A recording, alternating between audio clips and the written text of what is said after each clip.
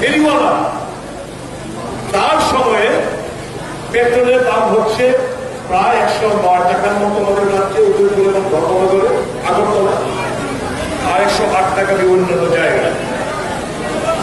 Diesel একই অবস্থা, প্রায় দ্বিগুণ। যা ছিল 50 টাকা প্রায় দ্বিগুণ এসে পৌঁছেছে।